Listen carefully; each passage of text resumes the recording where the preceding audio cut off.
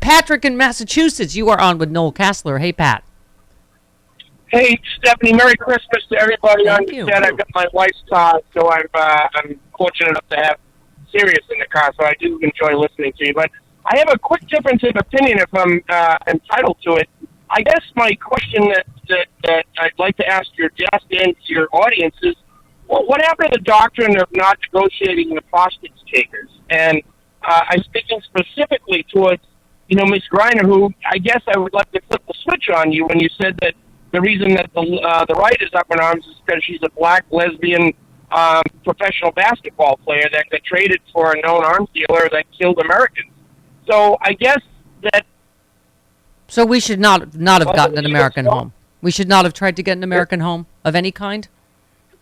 Well, that's my question, Steph. If this happens again, because, again, the precedent that it could set, but I'm not saying that it will, I mean, what is the rationale that you would set if somebody committed 10 murders, and then we caught him, and then the government wants him? Would you trade him for just I guess I'm misspeaking, for an American that's just plain Joe Smith or Jane Doe? Yes, I don't. It's suddenly how everyone is an expert in international hostage negotiations. I mean, that's the problem. Is like when you start getting into this. First of all, there was no deal for Paul Whelan. He's not a spy, as Russia says he is.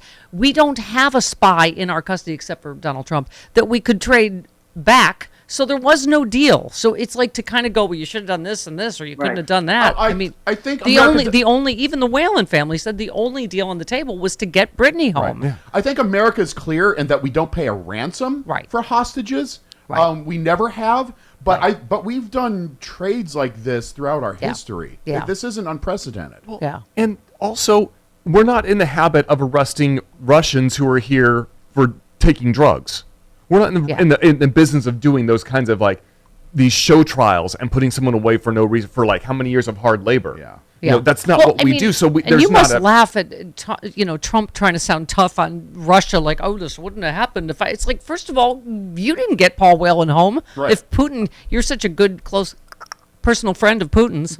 Well, yeah, let's chase that down for a minute, right? Paul Whelan was taken in 2019, right? If I'm correct, it was during Trump's administration. Trump had more than 5 off-the-record meetings with Putin, right? At the G8 summit in South America and Helsinki, all these private meetings that Trump had and bragged about the inside track he had with Putin. None of them were able to negotiate the release of Paul Whelan. And the second thing, to address your caller's point, we're dealing with a nation state. This is Russia. This is not a bunch of guys who grab somebody in a van off the street. Those are the kind of terrorists you don't negotiate with because it encourages. These are not, drug dealers or something that are sending us a thumb and saying put $1 million in the bank, right? This is a nation state that we're negotiating with in a very sensitive geopolitical situation. Yeah. I mean, I do get the dilemma. This is why it's dangerous for Americans because, they can just keep grabbing Americans and going what can we get for this?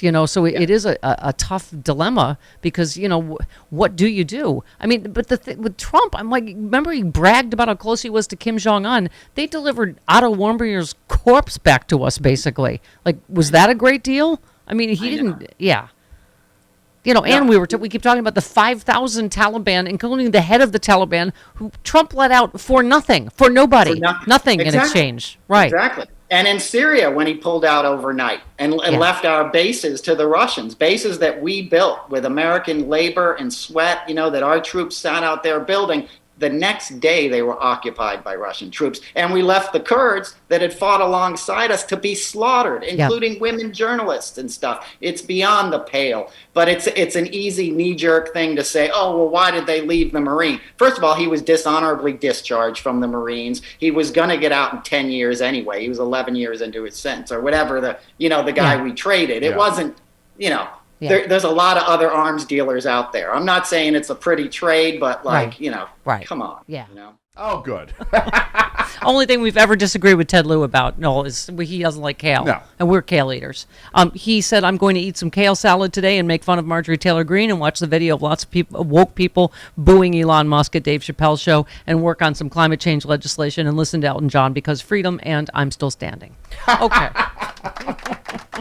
All right, you can drop a bigger name, which is Joe Biden. You got invited to the White House as a Twitter influencer. Tell us about that. It was thrilling. They invited about 24 of us Twitter influencers, progressive influencers, they called us. Yeah. And their basic point, they can't get too much into politics when they're serving, right, because of the Hatch Act.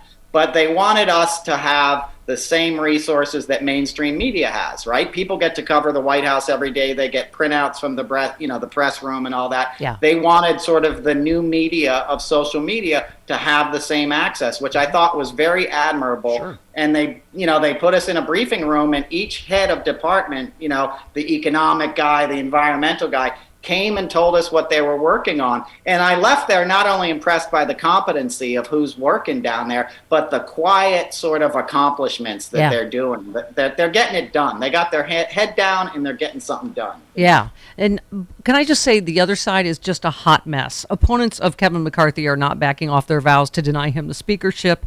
McCarthy's allies are vowing not to give in. As I always say, Noel, fight, fight, fight. Big bag of rats. You're all equally awful. A potential Republican doomsday scenario is emerging, and with neither McCarthy's allies or his opponents blinks, and more centrist Republican lawmakers team up with centrist Democrats to find a candidate both sides can live with. Let's see, one McCarthy ally said, if a small group refuses to play ball and be part of the team, then we'll work across the aisle to find an agreeable Republican, but I hope we don't get there.